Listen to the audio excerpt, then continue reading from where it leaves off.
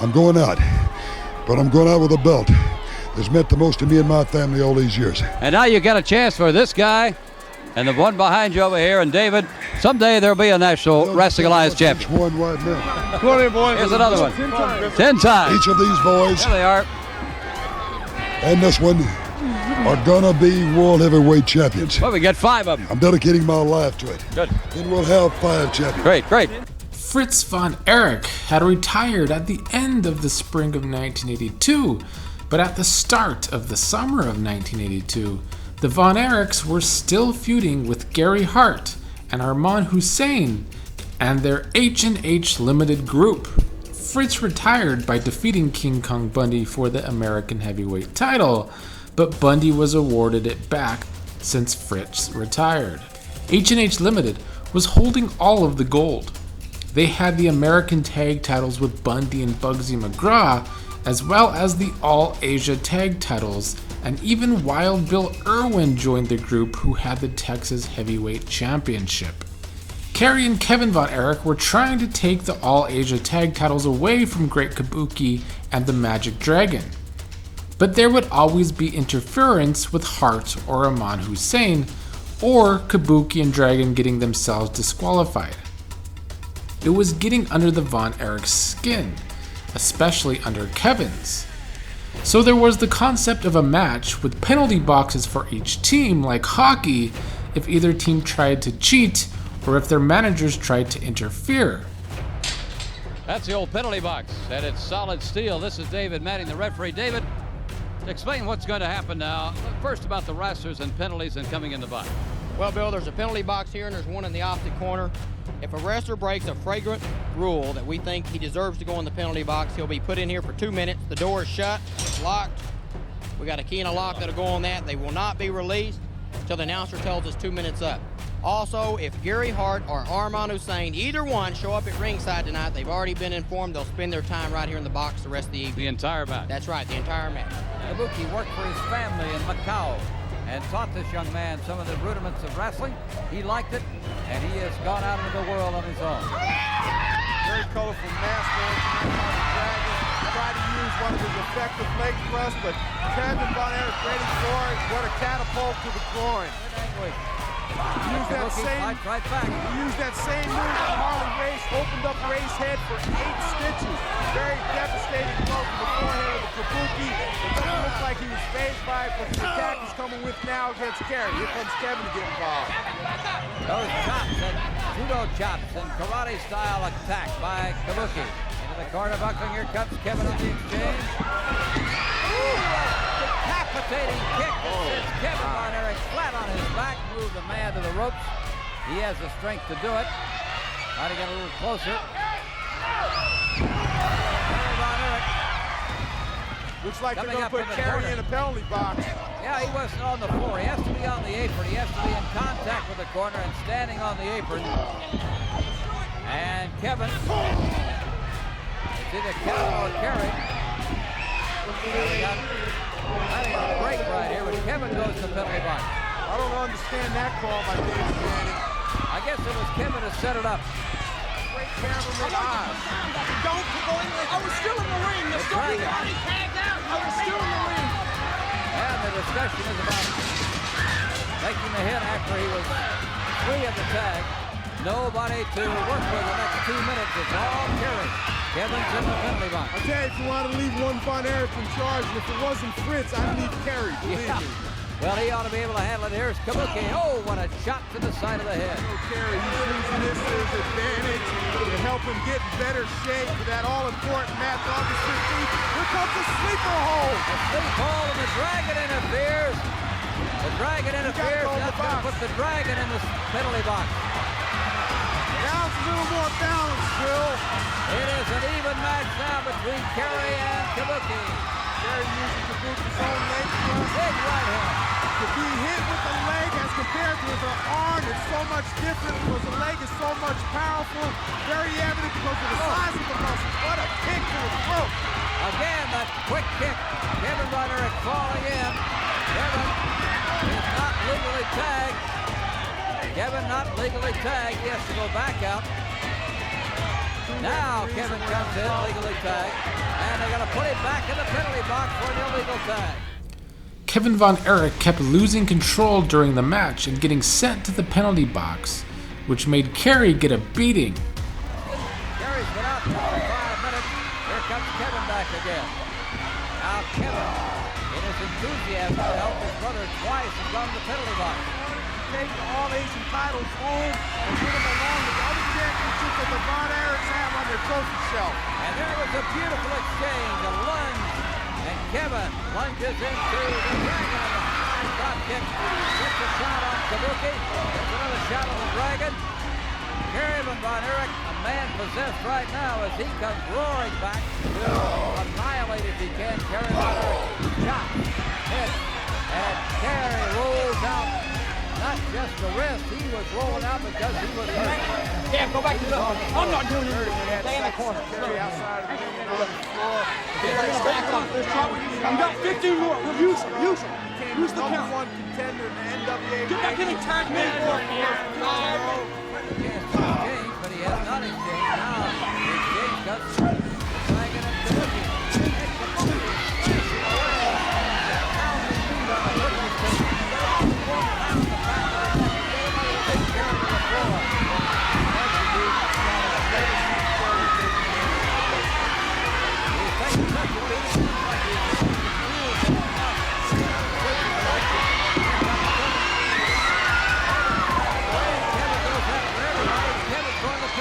Didn't use his head on that move. If anything, he didn't want to do is get put in the cage because his brother's at a disadvantage now. Kerry has to immediately get up there on his feet to hold the weight for both fighters being at Kerry's small throw. Kevin took the long In the end, Kevin's temper got the best of him even more when he left the penalty box for the disqualification.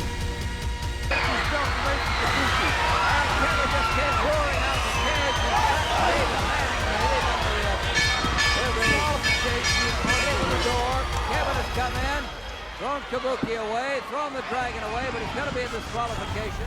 The Von Erichs were finally not taking up all of the TV time for babyfaces, though.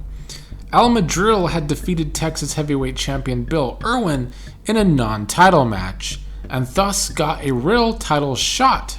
Machine gun shots to the head, and you heard the crowd as they were chanting Chauncey, Chauncey, which is really Wild Bill Irwin's name, but he doesn't like that too much. And Madril has opened up, and really opened up with a furious attack on the champion. He's color coordinated tonight too, with chartreuse trunks, chartreuse boots, and kind of chartreuse hair. Madril, long time popular wrestler in this area. You need to take the fight to the champion and take the belt away to prove that you are the true champion. And this is what Madril has to do. Good butt over the shoulder. Here comes Al again. Whoa! Madril sliding over the top rope. This sport is year-round. There is no off-season. If they have any... By the Dragon. And here comes... Whoa! And now Irwin slides off and he collides with a corner post. And they're both out there battling outside the ring. But a brawl would break out for a double countout.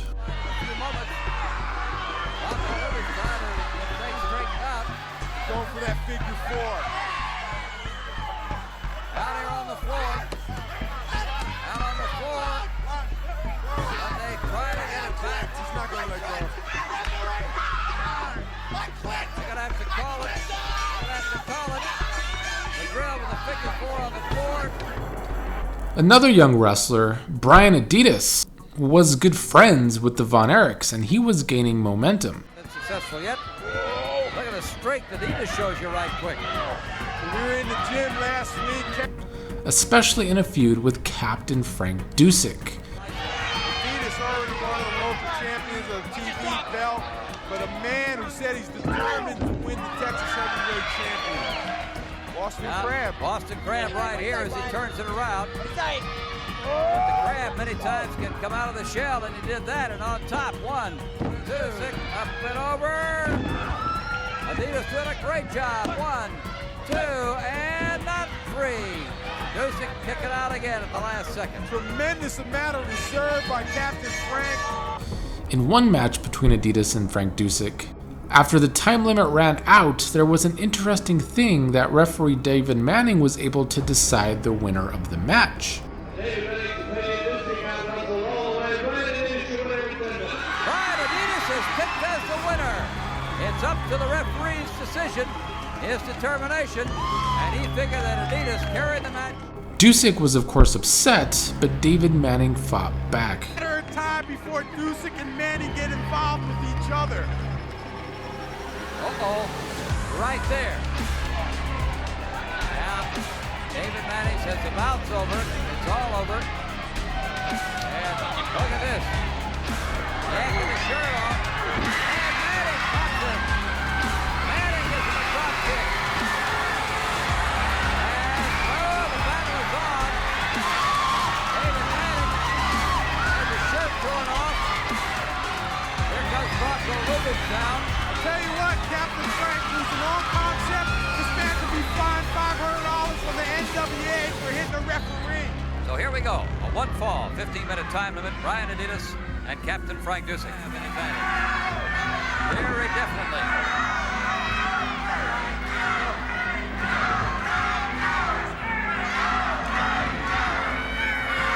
Dusek, this attack, blasting forward. Adidas rolling in. Gonna try a suplex, but he can't get him up. Dusek won't come up. But oh, there goes Brian up and over his back. Falls off. Brian trying to get Dusek, but Dusek slamming into the corner buckling. Adidas slams in 1, 2, and 3. Now, David Manning said no, it's only a count of 2. The shoulder came up. Now roll up. 1, 2, 3. Oh, Dusek is going to be angry over this. Mark my words. You're going to pay. The Von Erichs would not be the biggest detriment to H&H Limited. The detriment would come from the inside, when Hussein and Hart were bringing in a new big wrestler named Superfly. Bugsy McGraw felt like he was being pushed aside by his managers. Kerry, where's the Superfly? We want it. Kerry, Armand, keep him on board. What Kerry, are where's you doing the here?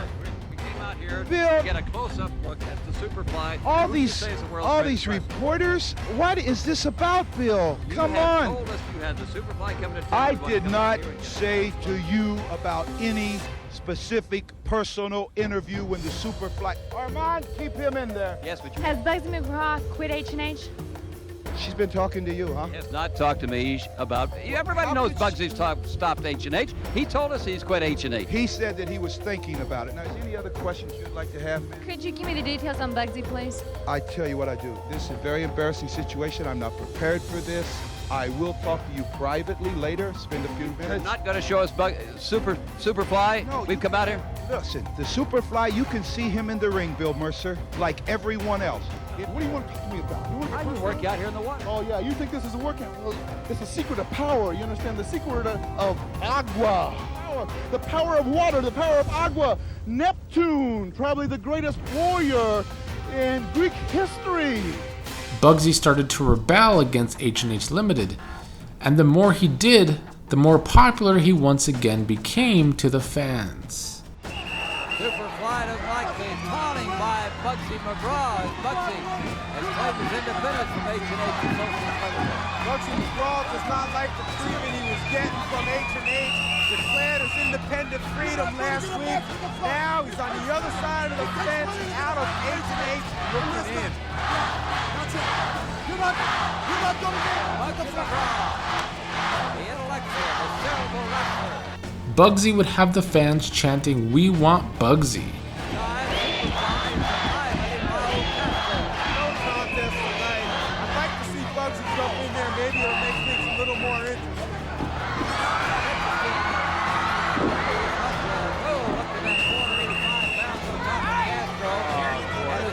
Pick him up and do it again. I don't like to see that. Very unsportsmanlike. unsportsmanlike. Up on that corner buckle You again. don't need to do this. Yeah, on top point at 85 pounds. 1, 2, 3. It was over. As H&H Limited proudly presents 480 pounds from the city of brotherly love, Philadelphia, Pennsylvania, the Superfly. Armand Hussein is here, Bronco-Levitz, your referee. And you see a little psychological drama here as Armand Hussein has been showing Larry Dwyer the stretcher, which Armand claims, and the Superfly, I guess, would back up if he said anything, that every opponent has been carried out of the ring once the Superfly comes flying off the ropes in that body slam. A flying body slam of 485 pounds will take the breath out of it if it doesn't crush you. Bugsy McGraw, the Superfly flies and lands atop Dwyer. 2, 3, that's it. And Dwyer is... Well, the bout is over, and Hussein is trying to encourage Superfly to hit him again.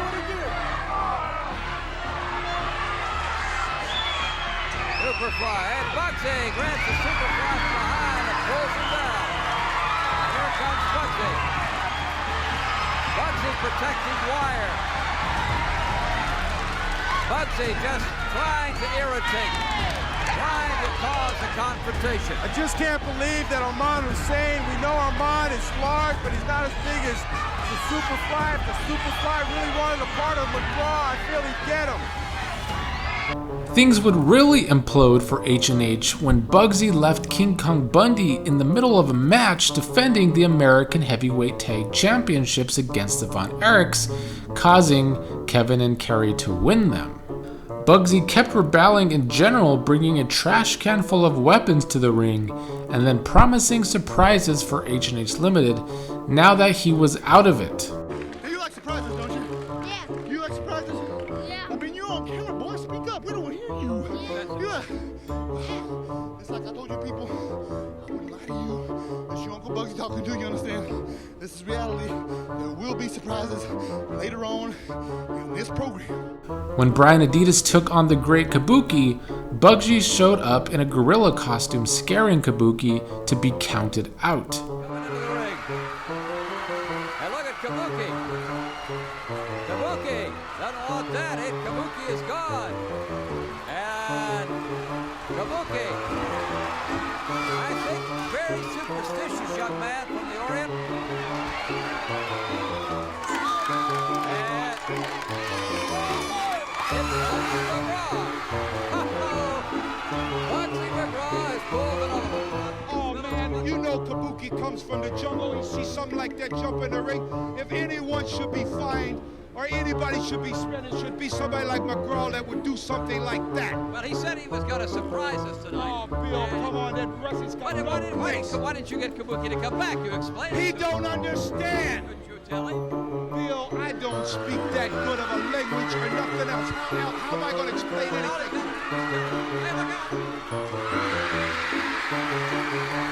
Oh my gosh! That's a big joke by you and your... I don't know about it. I guess this was your surprise, huh? Somebody told me Kerry Hart had a real sweet tooth. Bugsy McGraw is struck again. The Von Erichs took the American Tag Title away from H&H, and Kevin had a chance to take away Bill Irwin's Texas Championship too if he could beat him in a non-title match first. Like I said before the match, I saw these two battle in Fort Worth the other night, and I'm telling you, it was a non-title bout, but it was a ferocious battle. Wild Bill winning. Here, but he's kicked back up and over. Kevin just continues to control this bout. Just the power of those legs, unbelievable power in his legs for a man. It's never worked out with his muscles. The bout would have been over by now, but no, all they do is take a little time, regroup, and come back and fight. And Wild Bill Irwin. Right back into the chin lock again. Watch out, Irwin here. In the corner, up on top. Reverse flip. Nice job by Kevin Von Erich.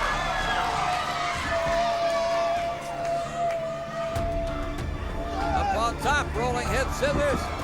They roll into the ropes. Kevin brings him back. 2, 3, and Kevin won it.